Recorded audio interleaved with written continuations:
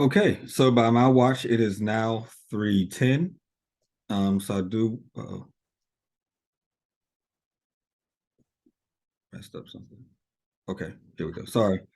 I lost my screen for a second. So with that being said, it is now, I think, 3:11. And so I'd like to call the 10th meeting of the Greater Hill District Neighborhood Reinvestment Fund Advisory Board to order. Simply as a reminder to all members, this meeting is indeed being recorded. Please mute yourself if you are not the one speaking. If you would like to ask a question or give comment today, please use the raise your hand function. We also ask that you turn on your camera so that your name appears when you speak. Please feel free to cover the camera on your device if you do wish to appear on the screen. And then lastly, if you have not returned your conflict of interest form at this time, you are not permitted to participate in any motions or votes today. With that, Julia, will you please begin our meeting by taking a roll? Yes. Hey, Lori, can you go a few slides forward, please?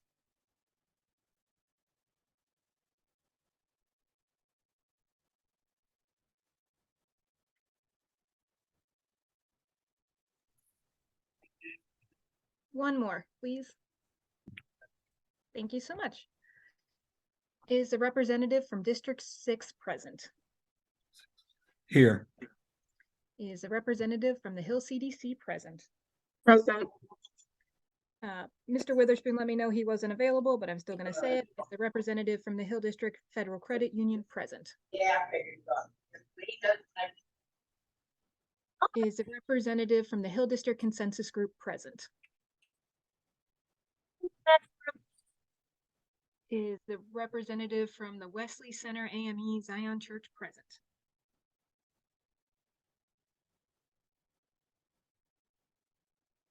Reverend Grayson? He's on mute, but I can see him. So. No, it's like Dr. Ellis just joined us. Reverend Grayson, can you state if you're present, please?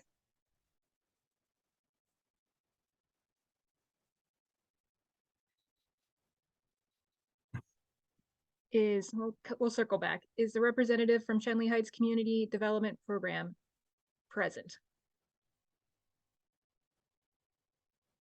Is the representative of the Historic Hill Institute present?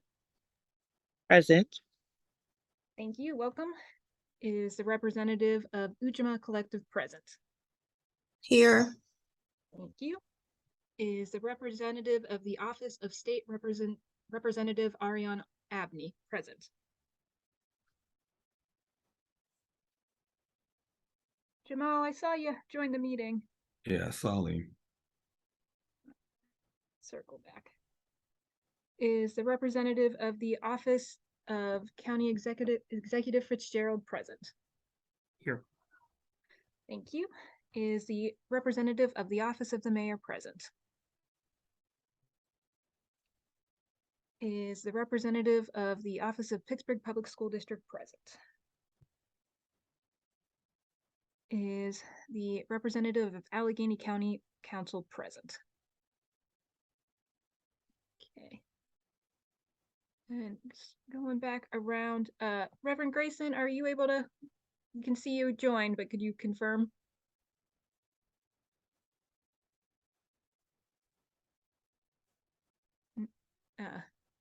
Director Craig, could you also confirm? Maybe they stepped away for a minute. We do have quorum. Okay. So with that, we will move forward, which will begin with old business, which is regarding our meeting schedules. The next Greater Hill District Neighborhood Reinvestment Fund Advisory Board will be held during the week of February 13th with a target date and time of Thursday, February 16th at 3 p.m., which is accordance with our normal schedule. May I please have a motion to direct the URA staff to schedule the next meeting of this board for the week of February 13th?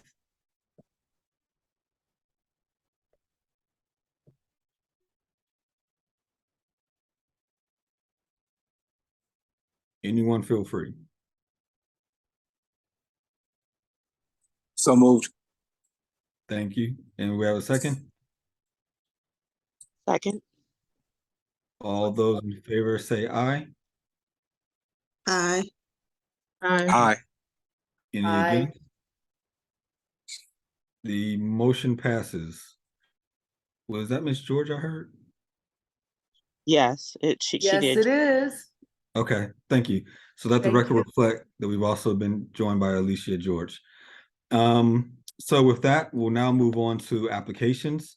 As you all are well aware, at the last advisory board meeting, members voted to conditionally approve the applications. And on December 14th, 2022, the application subcommittee met with URA staff to recommend further edits.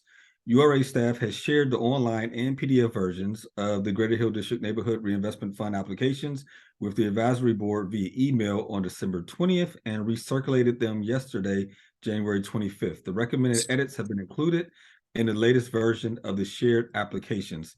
To date, URA staff has not received any feedback from advisory board meetings on the updated applications, which to me means we are finally done with applications and ready to approve them. So with that, is there a motion to approve the applications? I move that we approve the applications. I gladly second. Thank you. All those in favor say aye. Aye. Aye. Aye. Any opposed? The motion carries. Thank you. Or passes, however you want to say it. So next we have administration. Just so you are aware, the URA staff is currently drafting the RFP for the Greater Hill District Neighborhood Reinvestment Fund administrative position. URA staff will provide an update at future advisory board meetings as to the status of said RFP. Any questions? If not, we'll move on to new business. First, under new business is the financial status of the Greater Hill District Neighborhood Reinvestment Fund. James Reed of the URA is here with us and will give us a presentation on the financial status. This was requested at our last advisory board meeting that we specifically speak towards how much dollars were actually in the fund itself. So I'll turn it over to James. Thank you, Councilman. If we could go to the next slide, please. Yes, so the most important piece of information regarding the financial status of the Greater Hill District Neighborhood Reinvestment Fund is the current balance, which as of yesterday, January 25th, was $7,009,581.99. As just another brief update, in terms of transaction history for the year of 2022, there were no transactions and only interest accrued on the account. That concludes my presentation. Thank you.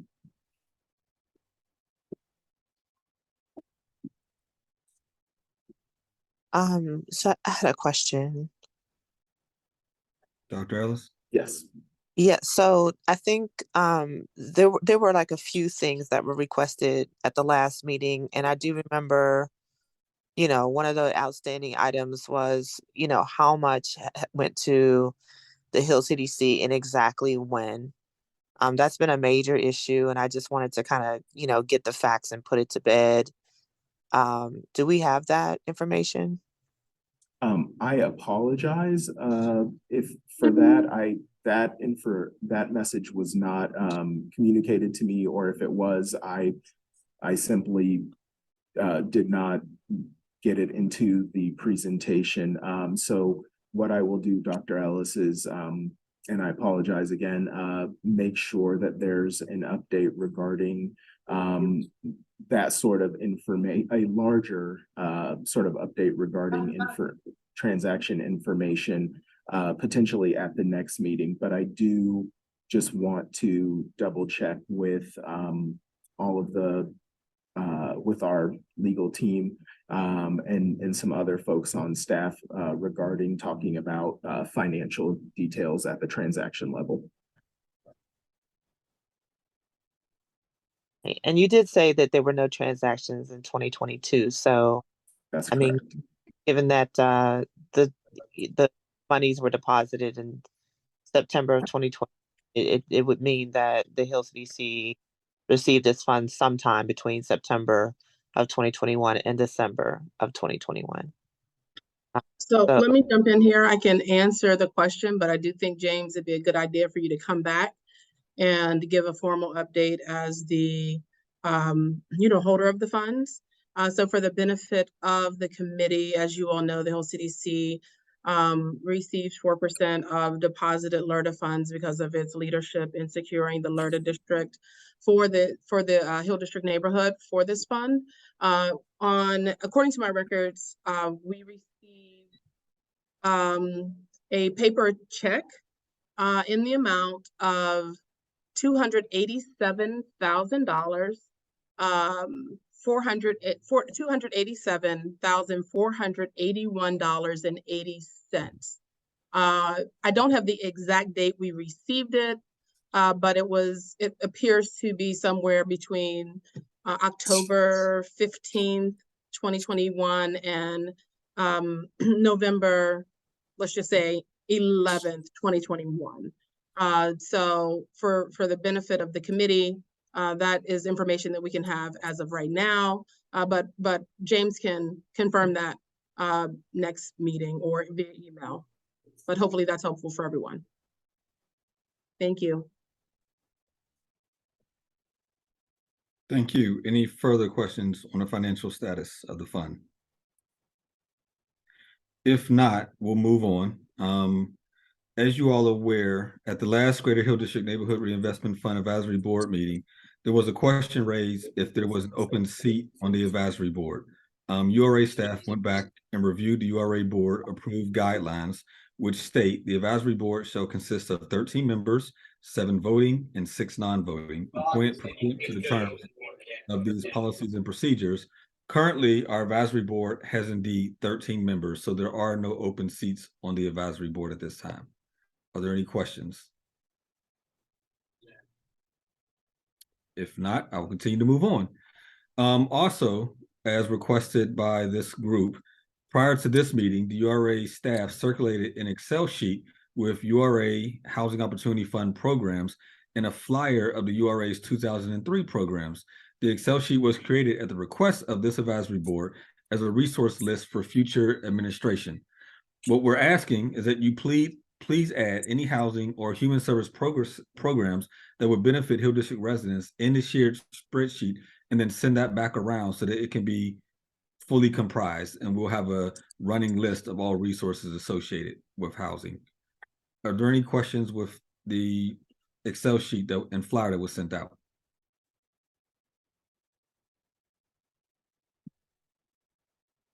Okay. If none, I'll continue to move on. At a prior advisory board meeting, it was asked that we provide guidance on how the application could work. And so we want to go over that guidance now. That is our sort of recommendations. First, we're recommending that there be open enrollment for the application itself. You can apply to the fund one time and one time only. That we would put a cap on housing, which would be up to $20,000 for which you'd be able to qualify to receive. We would put a cap on rental assistance, which would be up to $3,000.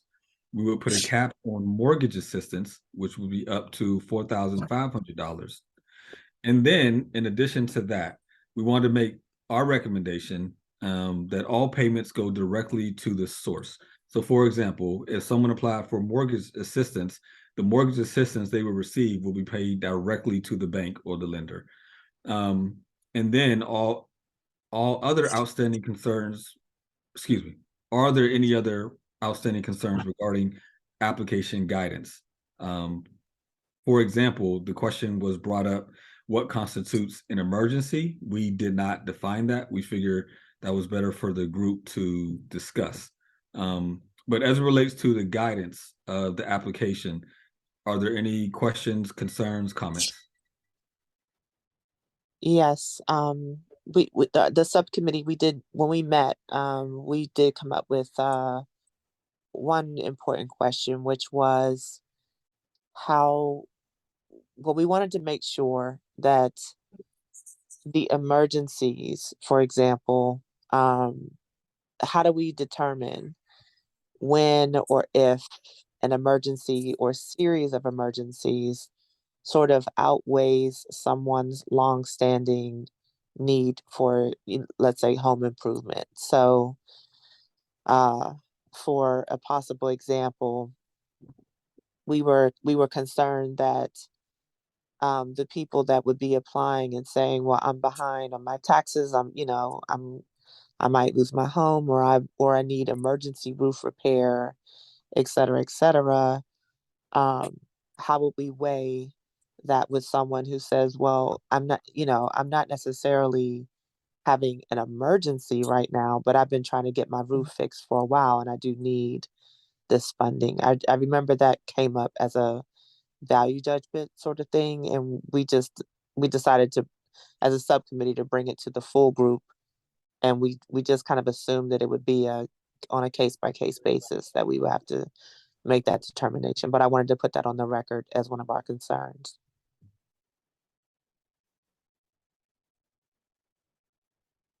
Thank you, Kim. I appreciate that. I don't have an answer to the question specifically. I would also say, yes, it should probably be on a case-by-case basis.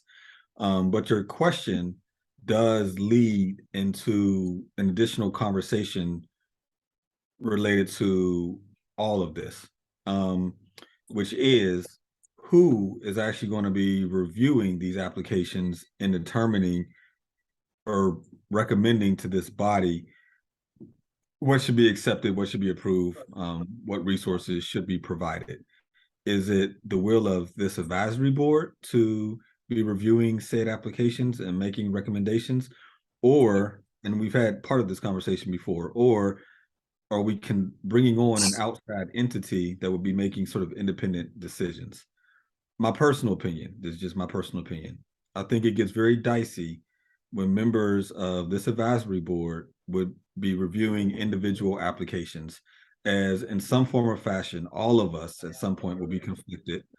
All of us more than likely at some point will know a number of the applicants. And I think it'd be more responsible if we utilize someone outside of this advisory board to do that work for us. But that's just my thinking, my recommendations. I'll open it up to the floor for discussion.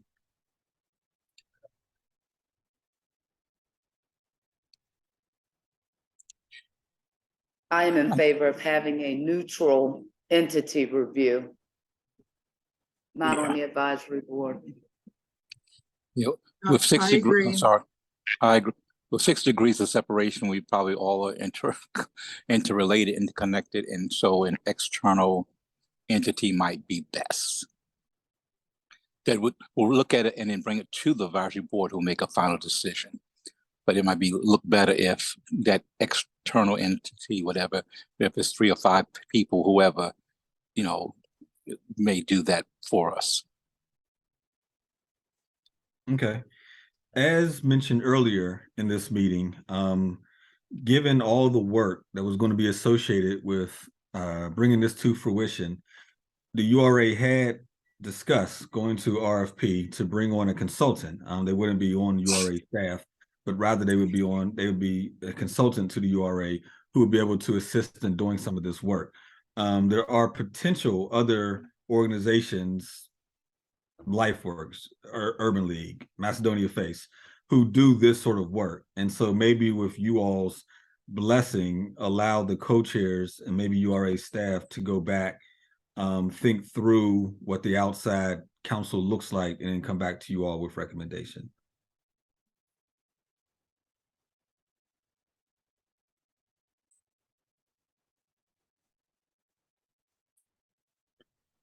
I'm gonna go ahead and take that as a yes. And If that is well, yeah, go ahead. no, I was just going to ask, and can we add, some entities or, agencies as well? Because, there could be bias even picking the so-called neutral person, which may sound ridiculous, but it's a reality. Okay.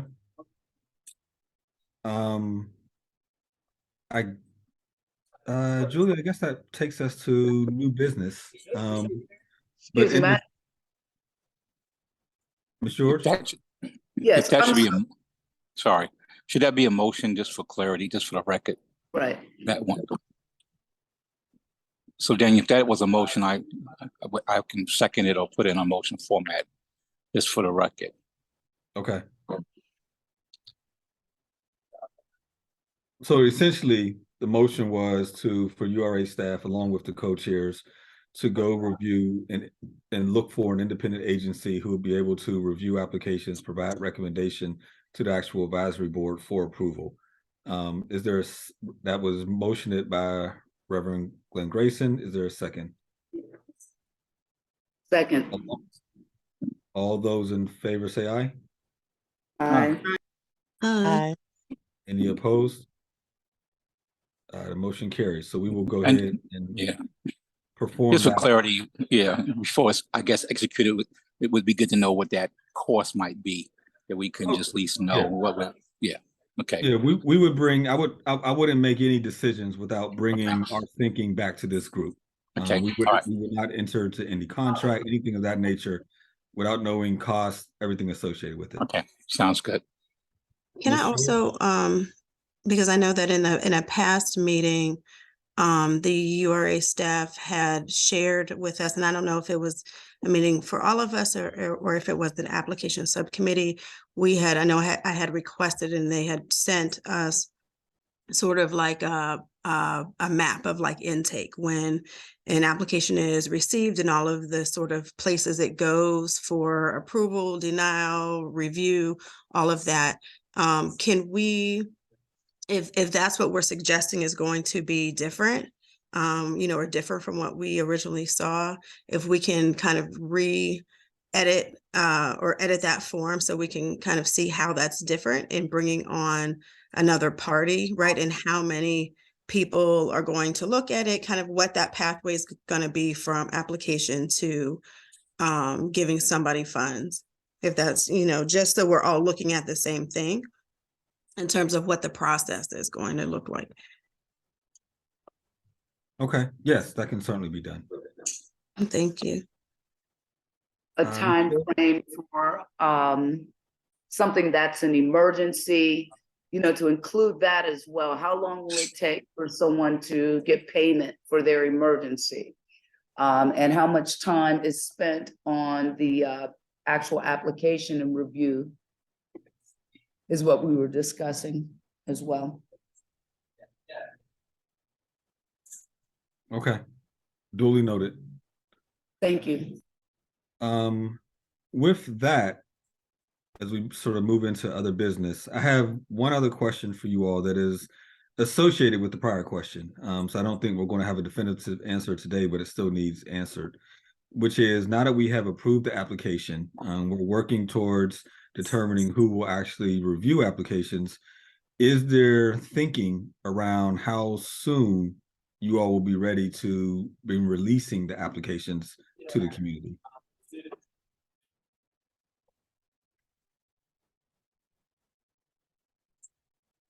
Wait, is this a question to us or to the URA, Daniel?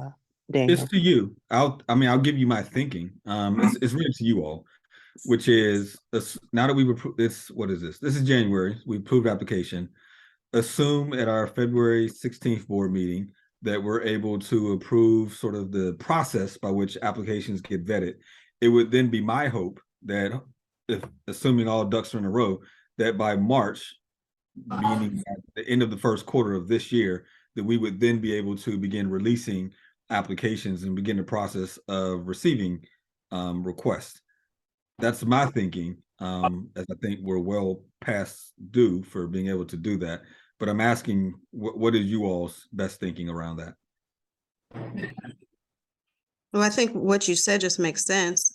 As soon as we have the process in place and that agency is ready, and we have kind of like those timeline process pieces in place, then I think as soon as we know what that is, then, it's, let the application out the gate.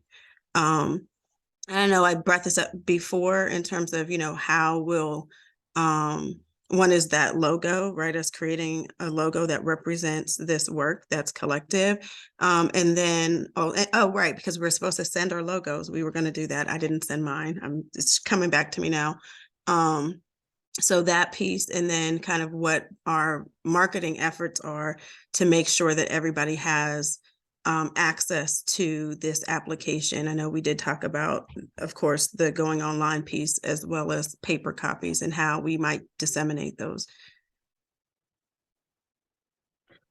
So to your first comment, admittedly, I totally forgot about the logo. So as a reminder, if all members and all member organizations would please submit their logos, we can begin working on a shared logo. Although I also don't recall who exactly was going to do that, Lakeisha. But I Yeah, do no, recall. it was me. And you had asked me to talk to at least one of the artists that was in our call for artists, and I did. I spoke to Brandon Jennings. I asked him if he was interested. I told him that we wanted a logo made up of other logos, and he is interested and he's ready. Okay. So once logos are submitted, I would submit them just for the record, both to Julie at the URA, just so they're on file, as well as, and I would copy Dr. Ellis. Dr. Ellis could then begin working with, I think it was Mr. Jennings she mentioned, on creating a logo for the Greater Hill District Neighborhood Reinvestment Fund. In terms, I would just say that in terms of the creation of the logo, if people have artists that they want considered, they should get them to whatever that subcommittee is, so that the work can be reviewed.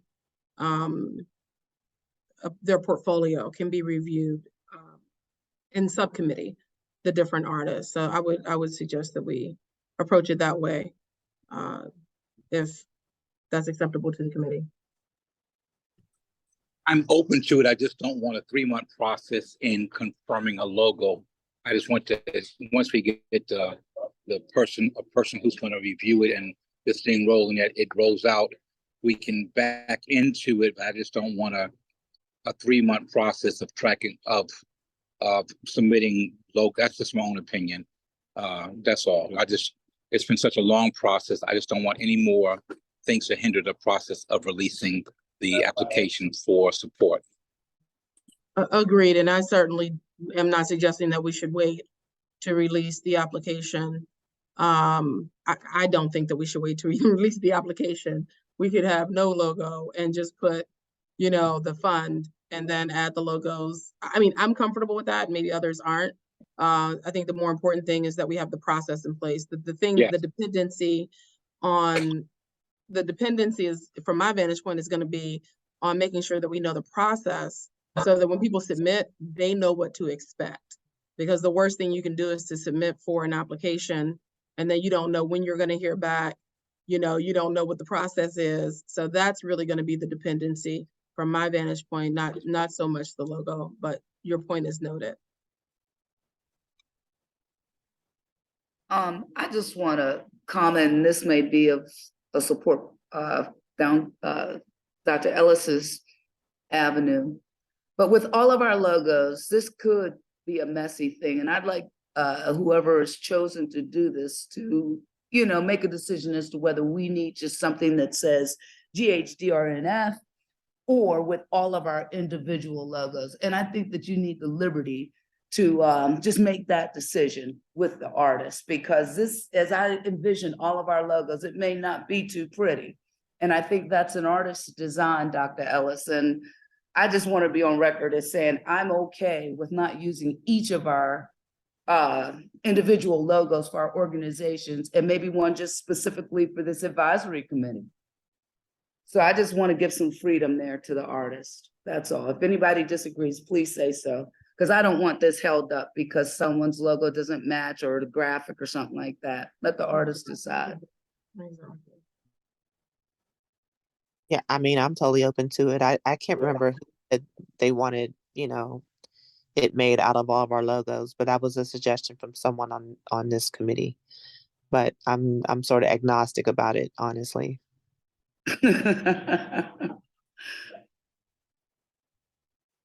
So the moving recommendation is, there any artists, have them submitted to the subcommittee, of which obviously Dr. Ellis is a member.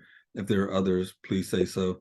And that we would, whatever artist is chosen, we would give them the sort of the liberty to determine whether or not they just want to make an independent Greater Hill District Neighborhood Reinvestment Fund logo, or if they thought it was appropriate to put all of our logos into something that would be nice. and we'll allow them to come back. But either way, we're not going to hold up the application process for that. Anything else? Anything else new under new business for the good of the order? Oh, just one real quick, it's to Lakeisha's point. Can we receive the flow chart of how the decisions are made so that we can at least, start preparing folks to get ready to apply? Well, there was an initial flow chart that was submitted to everyone. I think the point Lakeisha is raising is that if in choosing an outside entity, independent firm, organization, individual to do this work, if that changes the flow chart at all, then we would need to all be apprised of what those changes are prior to making a final decision. Either way, Dr. Ellis, prior to our next meeting, we will provide that flow chart. Okay, thanks.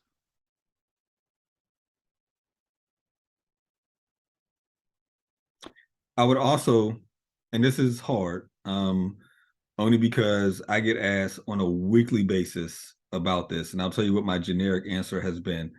And this is regarding people asking specifically about when it will be released, when people will be able to begin applying for funds. And my sort of generic response is the advisory board has been diligently working to approve an application, work on an approved allocation plan, and they're diligently working to have that on the streets as soon as possible. But there is some additional work to be done. I only say that to say that we probably shouldn't individually be formally communicating when exactly people will be able to apply, just so that we're not individually putting any wrong information out there. That's all. Anything else?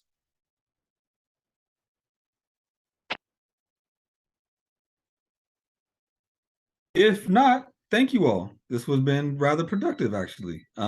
So thank you all for your time and your energy. We've got some work to do over the next few months so that hopefully come February, we'll be all ready to go and release the application. Perfect. And Sounds great. just one note, because I did see that the next meeting might be what is it, this February 16th. I know that February 16th is a big it's a big day for like the PPS CTE program, and a lot of city entities and other entities have been asked to participate. So I think actually I think it's from 10 to 1:30, so I guess actually it doesn't matter. Sorry about that. I was just thinking of the actual date, but yeah. Okay, never mind. Move on. All right, thank you. With that, we need a motion to adjourn. So move. And we'll accept Reverend Gleason as a second. All those in favor say aye. Aye. We are Aye. adjourned. Thank you all again very much. Thank you. You. Bye-bye. Take care. Enjoy your Thank you, evening. URA staff. Thank you.